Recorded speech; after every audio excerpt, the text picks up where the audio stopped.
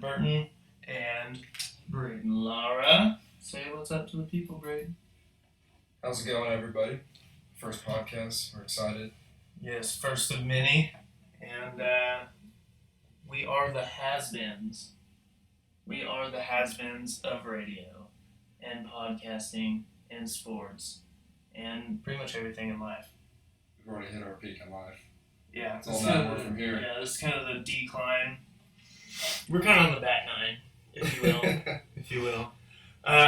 So just to start it off, right, quick, Kevin Durant. Who's that? I don't know. Is he dead to you, too? I don't even know who that is. I don't know who we're talking about. Yeah,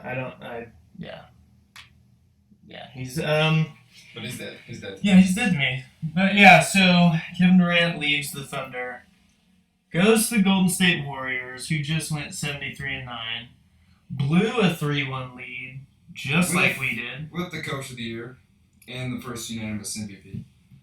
Exactly. A cop-out? Is that what we're calling it? A cop-out? Yeah, it's definitely a cop-out. As all these past players have been saying, took the easy way out. That's the team that we should have beat. We as Thunder fans, me and Matt, Yes. Thunder fans, we should have beat them. I think we would have beat the Cavs. We should be champions right now, in my opinion. Yes. And We were definitely playing this. especially when it wasn't really. I mean, I hate to be this person, but I feel like it kind of fell on Katie while we lost. Yeah. When you have Clay just going off like he did, Mm-hmm. that'll happen. One or two losses, but to lose 3 straight when we should have had them, and Katie didn't give his best performance, definitely a cop out. I definitely thought he was going to come back, Yes. at least for that 1 year. Especially after the report comes out. 90%. Yeah, and it seems like him and Russell are best friends since day one. Like they've seemed like they've been getting along great. Yeah, now it seems like they just put on a pretty good act. Honestly, my whole deal is, dude, where's the competitiveness? Where is that drive to just go beat those guys? Since you just had them down, you guys were playing the best out of anybody in the playoffs, and and he I remember texting my dad.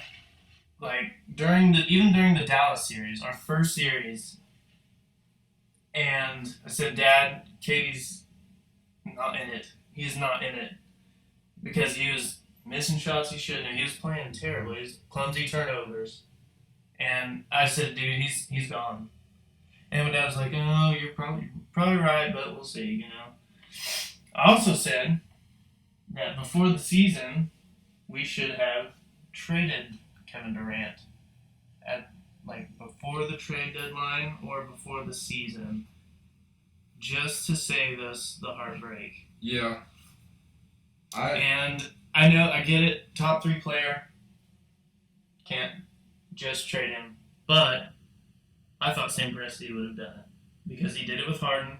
Turns out he did it with Serge Ibaka because he wasn't going to re-sign either.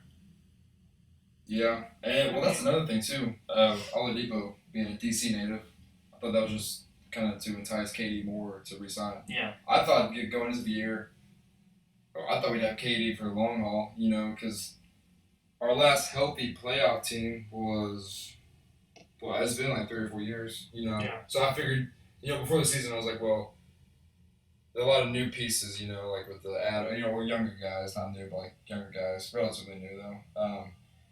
I was thinking, if we can stay healthy, every year it's either Russ or Katie or Ibaka in the playoffs that gets hurt, and that obviously is going to affect us.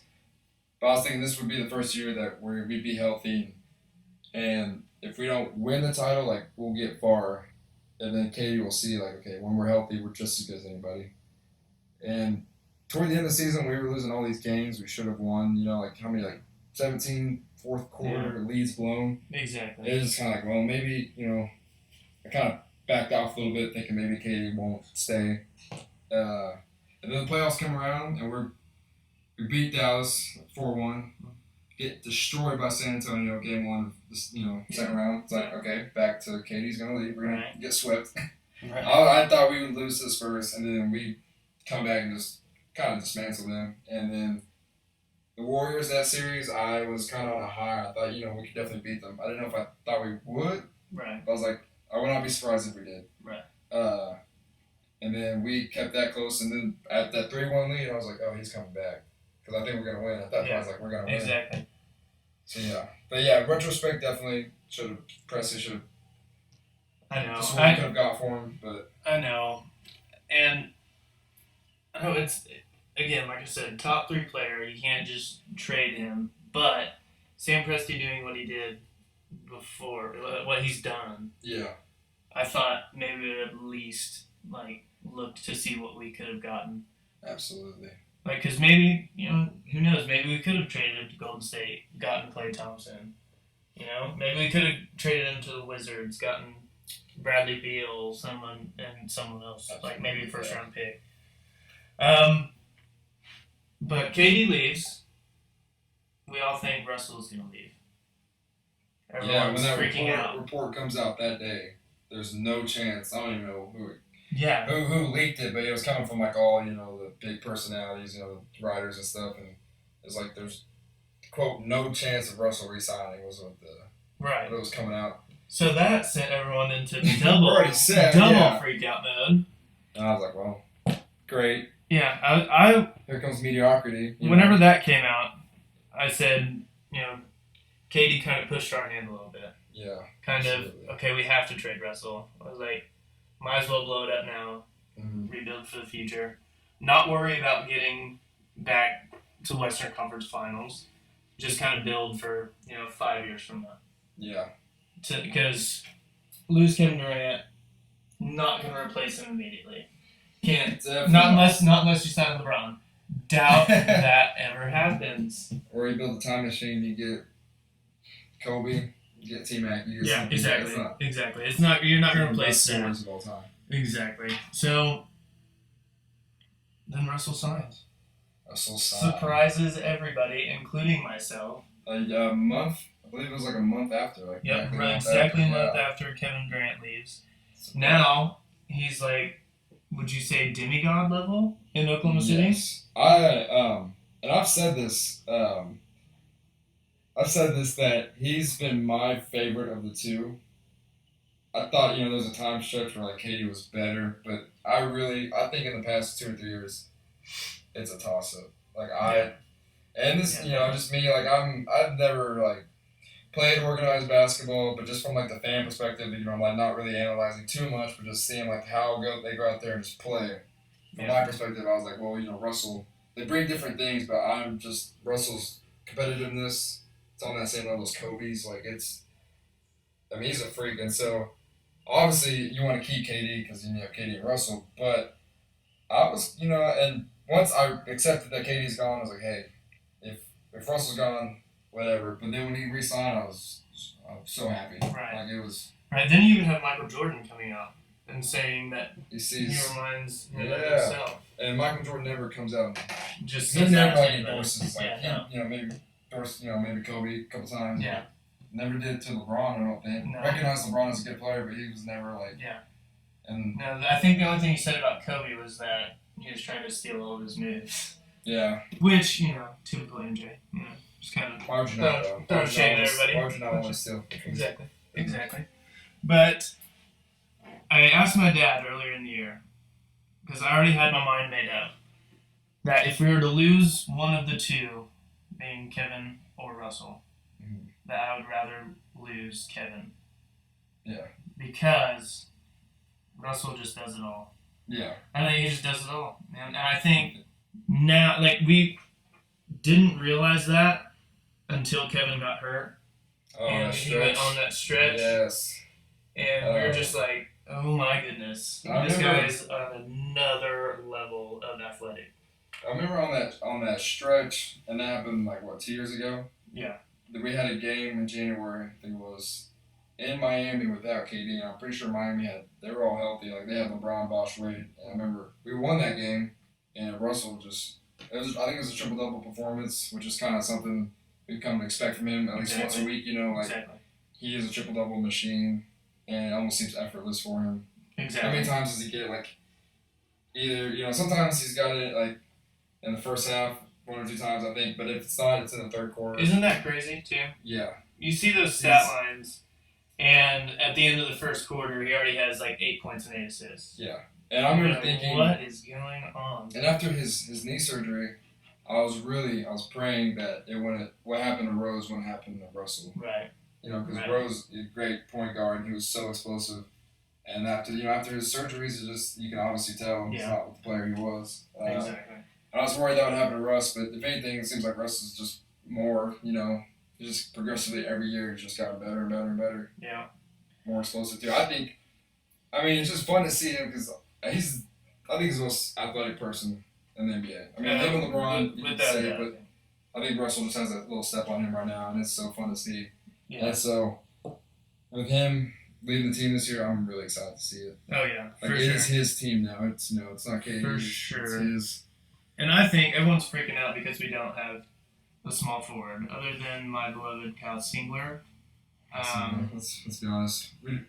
He should be starting. I think Kevin Durant was restricting him. And Kevin Durant kept his spot warm. That's been known. It's time for Kyle Singler to go. It's Kyle Singler's time. But I think it's simple. I think we just move Roberson over to that small forward. Yeah. Stick Oladipo in there. It's going to be Oladipo and Russell in the same crazy athletic. And honestly, and really defensive too.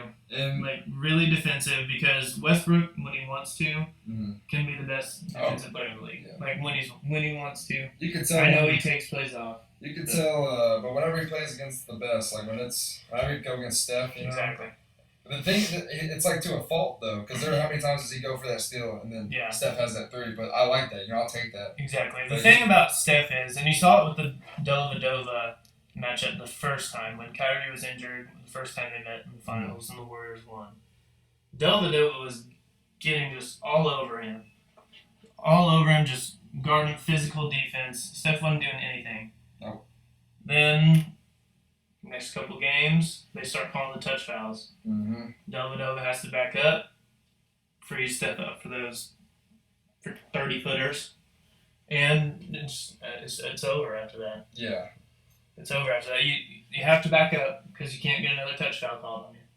And that's what Russell did too. Yeah. Every time we played this year. It was ridiculous. He would get all over him, play great defense, get a couple quick little touch fouls, have to back up. And then Steph just... He's going to hit those shots. Yeah. I'm not worried. I know Russell, he can turn it on. He's already usually on. Even though I feel like on his worst day, he's still giving 99%, For sure. And with Oladipo now, I know last year a lot of people were saying that maybe the best backcourt might be the McCollum, Lillard. Mm-hmm. Yeah, I know, Charles Barkley was saying that. But I think it's got to be us now, right? Yeah, I think we're right there underneath. Russell's in his prime. Oladipo's I think he projects to be he's not in his prime. He's in his prime. He's only in his 3rd or 4th year coming up, correct? Yeah. So he's only going to get. I think at that point, that's when players start really. Unless you're already in elite status, but that's when a lot of those good players like Oladipo really start really coming to their own. Right. And it's just they're going to be fast and run all over the place. Right. And I heard a lot of people wanting Rudy Gay to come in for Kevin Durant. My only problem with that is how much better have the Grizzlies gotten since they got rid of him? A bunch. They've gotten a whole lot better since then. Criticized that move too. And now he's with the Kings, and they're just they should falling apart. Should be good too. On paper, they look good. They look good. A bunch of nutcases. Though. Obviously, I'm still in the company that says Rondo is.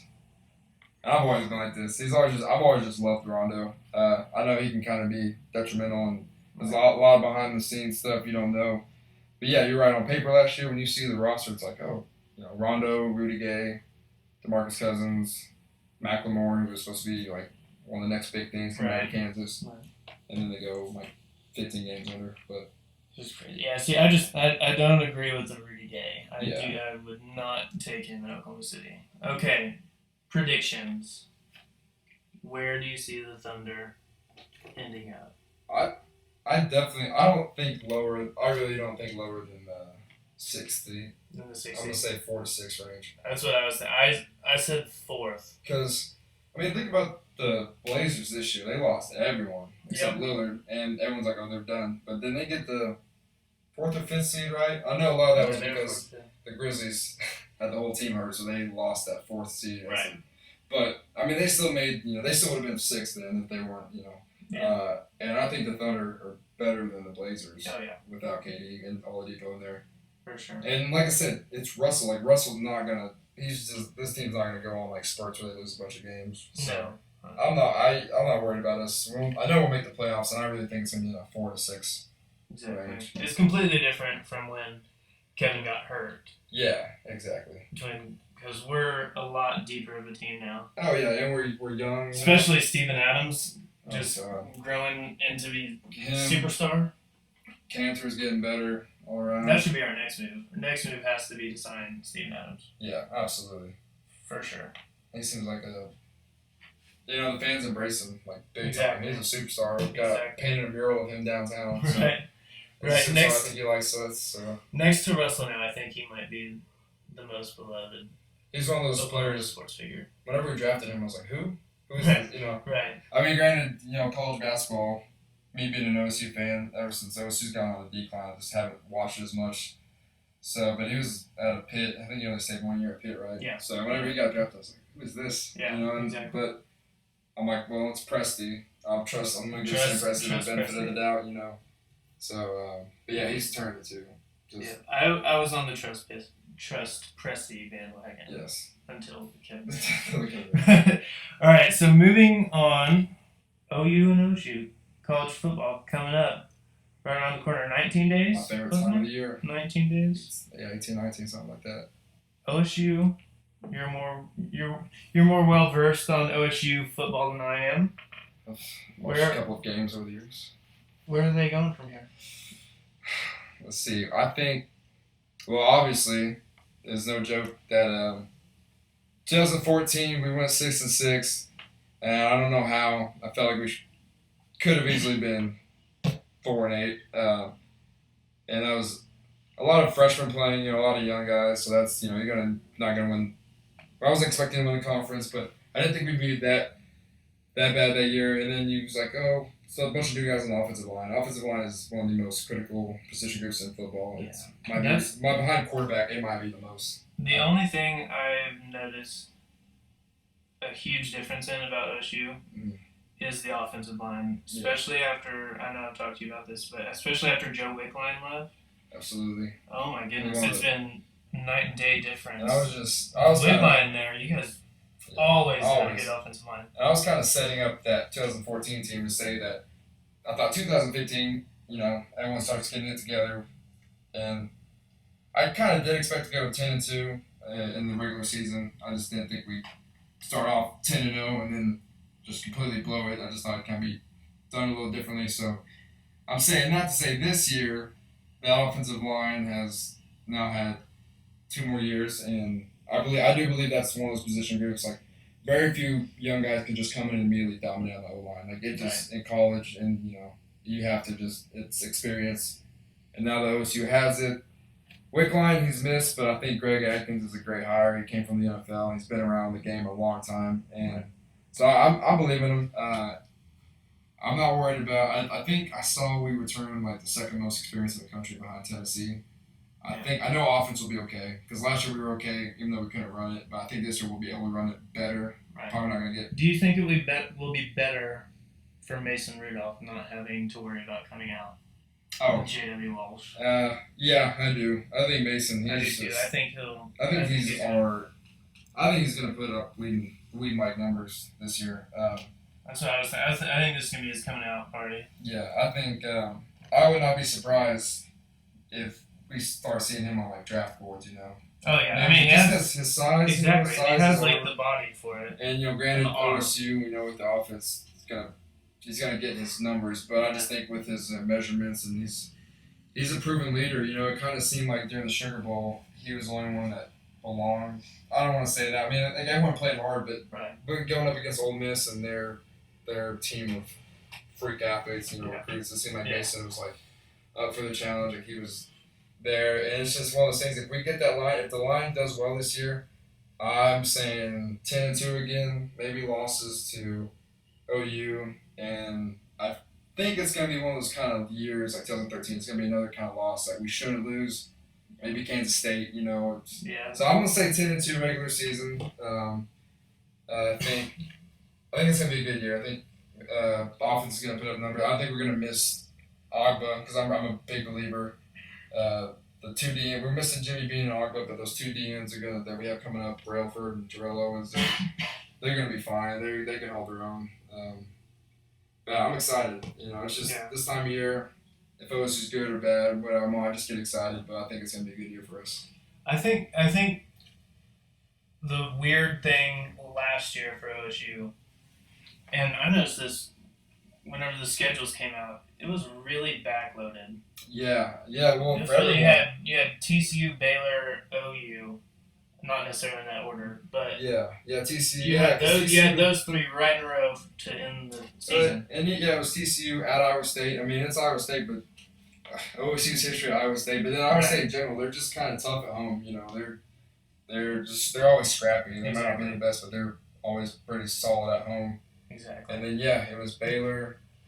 And so when we started off 10-0, I was on cloud 9. I was well aware how lucky we were. There was those Kansas State game at Texas because Texas just fell apart like they did the week before. Even the Central Michigan game was. Yeah, I was expecting like kind of 63-7. But I chalked that one up to like first game. Playing down to our opponent. But OSU got lucky last year, and I have a lot of my friends, from OSU. They were saying, well, there's just no way you can get lucky 2 years in a row. But I think this year we won't need the luck. Right. I think we'll actually beat a team that can, go out there and compete. Exactly. But I think it'll be a whole different. Yeah, I think it's a whole different ballgame. I think we're gonna pick up where like Baylor's gonna fall out. Like Baylor's been a high-powered team. I think that's gonna be us now.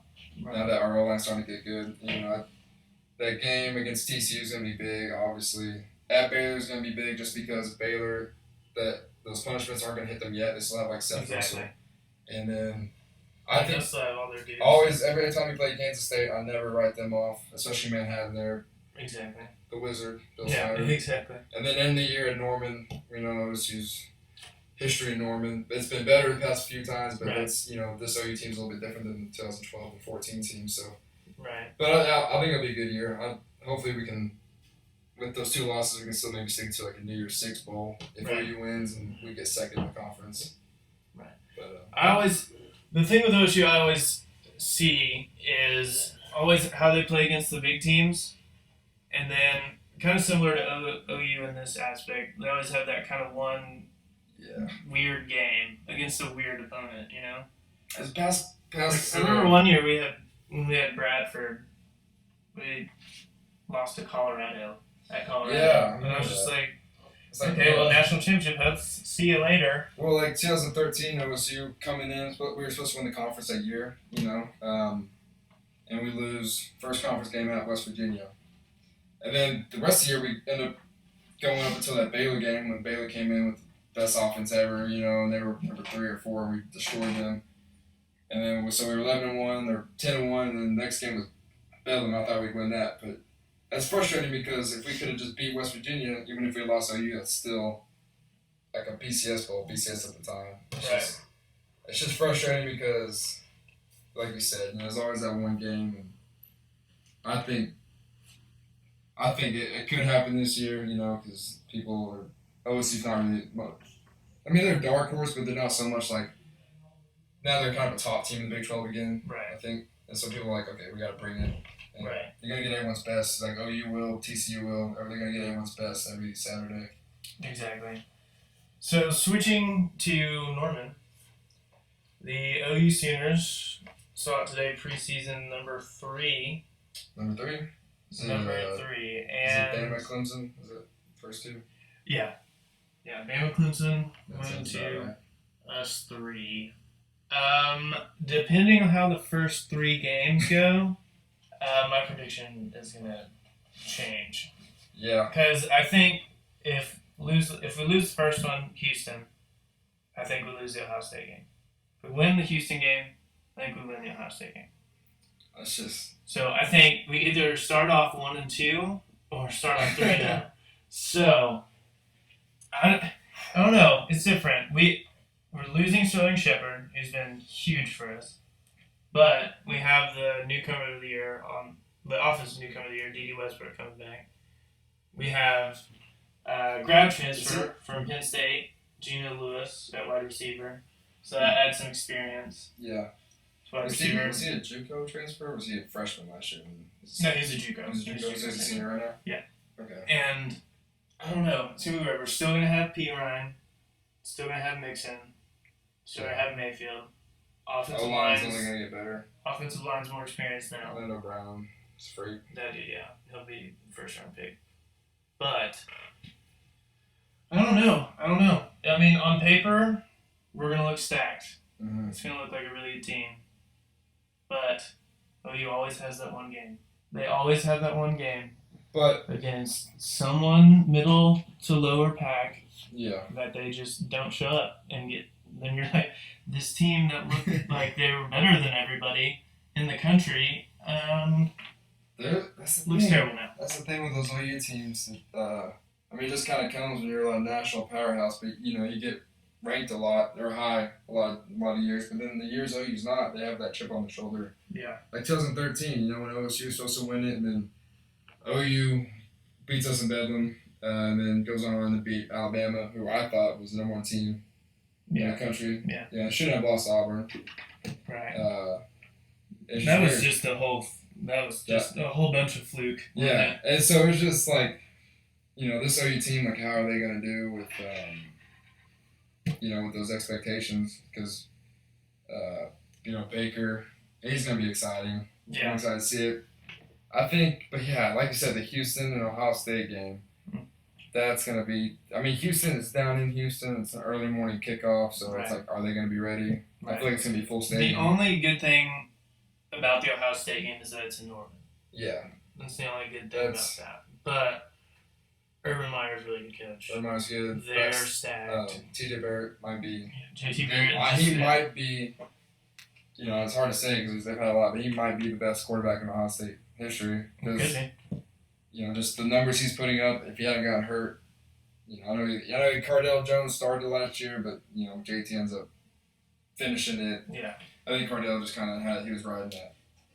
Rightfully so. He didn't win a championship, but, I think JT, he's the better one. And you already know it's just the Ohio State, they're missing some. They've lost a lot. Bosa gone, Braxton Miller. They got his brother in now. Yeah, and they said he might Urban Meyer said he already said he took off the red shirt. He said he's playing. Really? Yep. Well, I remember in high school when his brother's down in Florida still, they said a lot of people were saying he's gonna be better than Joey. Yeah. But I'm saying that to say, like, even though they're losing some big names, like, you plug in 4- and 5-star recruits under Urban Meyer's system, like, you're gonna be all right. Right. Exactly. But yeah, it's in Norman. Is it a night game? I'm guessing, or is it like a? I actually haven't looked yet. Regardless, I haven't looked at kickoff times yet. Regardless, OU fans are gonna be going crazy for that, and it could be one of those things where it's just about who gets that first punch. I feel like exactly. It's just that momentum. I don't think anyone's gonna stop anybody. Yeah. I know OU. Traditionally they're a defensive team, but in the past few years it's just been OU's offense, and there's been a lot. There's been a lot of games where people can score on OU, but now OU has those two running backs, and even though it's like the first year in a while, they haven't had that feature receiver. They got good receivers. They got a bunch of good receivers. So. Yeah, exactly. And I think the same thing with, like, huge powers, like, and the huge teams in the Power 5 conferences. I think it's just that next guy up mentality. Yeah. You got so many dudes there that can just ball out, and it's literally just, this guy graduated, okay, this guy's coming up. So that's how I feel with OU, especially how they're losing Sterling Shepard, but still got dudes like 4-star recruits. Yeah. I think OU is either gonna go I'm going to talk regular season here. They're either going to go 12-0 or 8-4. Like, I just think it's going to be that one. Exactly. That's how I feel. Because that's how I feel too. I said 12. I said 12-0 or 9-3, depending on. Because Kansas State's one of those teams that always plays OU really tough, especially Norman. I think they won the last two in Norman. TCU, that game's in TCU. I think they'll be pretty good. I think they're supposed to finish second in the Big 12. Like I said, Baylor's still not going to be fully depleted yet. They still have like their players, so Baylor. And that game's been tough for OU the past couple years. Yeah, and last year, another thing last year is like kind of OSU was like a luck team. OU was kind of like a circumstance team because I know they had a lot of teams they played that weren't 100% healthy, and that's not taking away from OU. It's just like what happened. That's just what happened. You know that because last year the Baylor game was the first game for Stidham to start, but OU they didn't look like they were going to lose that anyway. It's just interesting how Baker he might get, and then another thing is like K-State, TCU, they were both just hammered with injuries last year. Yeah. So this year, if they're healthy, that's just two more defenses that because Gary Patterson, Bill Snyder, they'll have a plan for Baker. Not that they'll stop him, but it'll be tough for Baker, So it's just gonna be, I think this year, and now that he's known as like a Heisman contender, we're really gonna see what he's made of, what he's made of. Exactly. Like you said, depending on how those first three games go, it's just 12-0 or 9-3, I think. It stinks, because OU could lose to Houston, but that's not like a bad loss. But you could lose, and that could already knock you out of the playoff contention. Right. Exactly. But even if you lose to Houston, you're on the table, you're back in it. But if you lose to Houston, lose to Ohio State, another team that there's no shame in losing to. Right. It's like you can still win the Big 12, but in today's day and age, it's like all about that playoff. I think that spot. So I think that's what helps because strength of schedule definitely does play into that. But a whole lot, and I think OU has the toughest schedule. But it'll be interesting because OU, how will the players react? Like if they do, like say lose to either or both Houston or Ohio State, do they have the mindset like, well, they're still playing for a conference championship, but like, they want the playoffs. Exactly. And that's kind of why I'm glad OSU. I'm not a big fan at all of super weak non-conference schedules, but this year, just to kind of really get our feet under us once and for all, like having this, we kind of have a softer non-conference. Southeast Louisiana. Yeah. First game, I'll take that. The perennial powerhouse of Southeast Louisiana. Get Mason out of there by the second quarter, call it good, and then Central Michigan, they have Cooper Rush at quarterback still. That's about it. But just as long as OSU kind of eases into conference play, it's two different stories for OU and OSU this year. Yeah. I think Benton will be good though. I think it's gonna be a battle of 10-win teams for sure. It's going to be crazy, that's for sure. All right, this is our segment we call Some Type of Way. Now, what in the week has got you feeling some type of way? Braden, tell us. What's got you feeling some type of way? Tell us like Rich Homie Quan would. Okay, I'll tell you what has me feeling some type of way. And we've kind of said this segment, it could be something that's good or bad that has us feeling some type of way. Mine's good this week. It is the Chicago Cubs. Ooh. I'm a diehard Cubs fan, as people are laughing to themselves right now, but it's been a tough 108 years. It's not that long. Okay. It's been a tough 108 years. I've been alive for 23 of it.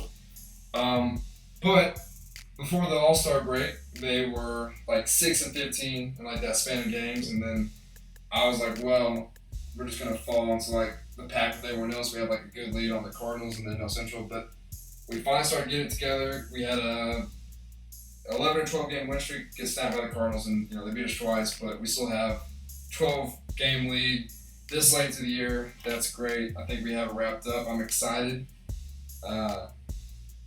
I jokingly say every year that this is the year because that's just like the Cubs' official mantra now. But I'm one of those fans. I feel like I'm realistic enough that I don't want to confidently say we're going to win the World Series, but I do know we have the pieces. I know we have like the manager. I think we should win it. I'm excited. Weird, isn't I'm it? starting to get excited is what I'm saying. This time's starting to wrap up, about 50 games left, I think. They got me feeling excited. It's weird, isn't it? They've gone from... So quick, too.